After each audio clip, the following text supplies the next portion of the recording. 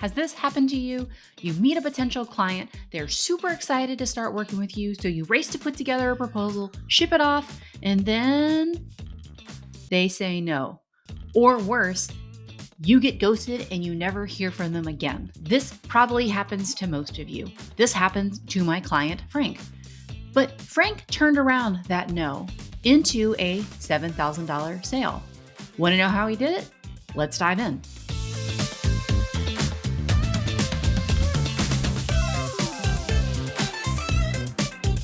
Frank's initial proposal was sent before we started working together, because if he had sent it while we were working together, we would have restructured his sales process to follow some of the most common practices I see in well-run sales processes.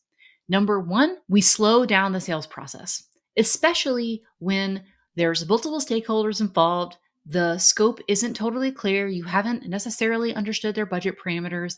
We don't want to race through a sales process to try to send a proposal quickly, because that can result in what happened to Frank, where the proposal doesn't match their expectations. Not all the stakeholders were bought in, even if one party was super excited to get going. It's not a productized service that they can see what you sell before they get on the call. You might need more conversations. So one, we want to slow down the sales process.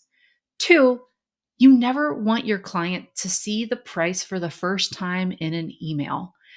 If you need to spec out something for a proposal, you want to make sure that you align with client on generally their pricing structure, pricing zone, what are the parameters, and make sure that you and they are aligned before you create a proposal that's completely out of line with what their budgetary expectations are. And third, especially when you're going to send something over email, make sure to have the next conversation already scheduled before you leave the call. So, hey, next time we meet, we're going to review this proposal. Let's grab 30 minutes in a week from now, in a couple of days from now. Let's pre-plan that time so we can make sure that we discuss live about your needs and whether this proposal hits the mark. So again, to recap, we may need to slow down the sales process, particularly if there's lots of people involved in the process. You want to make sure that the first time the client's seeing the price or the pricing range isn't in email. And third, you always want to make sure you schedule the next conversation. So these are some of the rules that Frank has now put in place in a sales process. But how did Frank turn that no into a $7,000 sale? The first thing that Frank did was he followed up. This is the number one golden rule in sales, is that even if a client is interested in you, and even if a client wants to work together, sometimes they just aren't ready. You may have heard BANT as a term about qualification. So does the client have the budget? Does the client have the authority? Does the client have the need? And does the client have the time to work together? I like to call it banter, because even if the client has the budget, the authority, the need, and the time, they might not be ready to work with you. So that's the R. They might not be ready. For example, they may not have enough audience members to necessarily work with you. They might not have the assets and the workflows that they need to work with you. Maybe you sell something that relies on a team and they don't have a team yet. So we want to establish whether or not they're qualified. But even if they have a problem at this particular point in time, they might not actually be ready to buy with you. They might be shopping. They might just be looking for information. So it's important to know that following up is going to change the game. Even if they say no, okay, well now in 2 months, 3 months, have they solved their problem? Probably not. So there's always an opportunity to reach back out and said, hey, you were working on this. Did you solve the problem? And if they did, awesome, great. But if they didn't, there's still an opportunity to work together, just maybe with a different scope, different price, different value than you'd initially thought. So what Frank did then was he just sent an email that says, hey, reaching back out, have you solved your problem yet? And if not, would you like to get on the phone and talk about options? So he didn't try to sell over the email. He just said, is it worth a conversation? And it was, and they got on the phone. So then what happened was Frank requalified the client. So Frank went back and said, okay, you said no to the original proposal. Let's talk about what was the objective, what was the problem needed solved, who were the stakeholders, who needed to be involved, and importantly, what was the budget? So once Frank knew, okay, the problem is still here, the budget's a lot less than he thought it would be. So now he's able to tailor the proposal in order to meet the needs and the value, but the budget. In this online entrepreneurship world, sometimes people are like, just like charge whatever, raise your prices, charge your worth. But in reality, there are budgets a lot of times, especially when you're working with organizations. And while you can claim more of the budget, sometimes there's a longer lead time to do that than you want.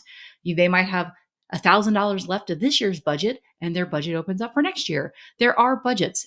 And when you know them and you can say, yeah, you can claim more than your fair share, especially when you demonstrate value, but it's helpful to know that in advance and then tailor what you're offering to meet what they can afford to pay for, especially in the short term. And then 3, Frank was willing to cut scope to meet the client's budget, not cut price.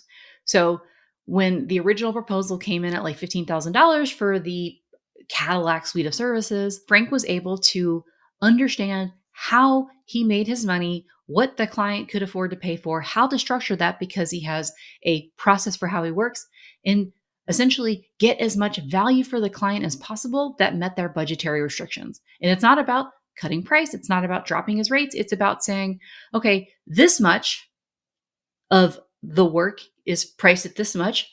Let's be creative and think about how do we deliver the most essential needs that meets their price point. So this is what Frank did. He opened the door to the conversation by following up, because unless they have solved their problem, even if they have ghosted you, even if they have said no, unless they have solved their problem, there is still an opportunity to do work when the time is right. So always follow up. 2, have those discovery conversations. Have those qualifying conversations about stakeholders and budgets and readiness and need and time. Sometimes they say, I'm interested in working with you, but I have to say no because we have to do this other project first. Great. Follow up when that other project is over. Okay, other project's over. Is it time to work together? Again, following up, but understanding where they stand in readiness to work with you. Sometimes that's, again, emotional. Sometimes that's mental, but sometimes that's budgetary. And we have to honor those realities of some of the stakeholders we work with.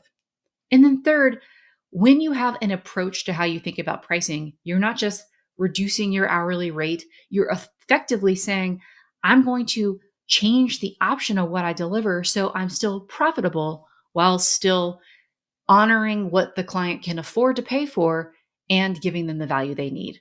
And this all started from being open to a conversation and that recognizing that a no or no follow-up doesn't mean the conversation is ending. It just means the conversation is beginning. This is the magic of having a relational sales process where you assume best intent and you continue to be in relationship and move that relationship deeper, even if the first answer is no. If you like this video, make sure to check out the Sustainable Sales and Marketing playlist for other relational strategies to do more with the people who are already in your orbit instead of trying to chase cold traffic.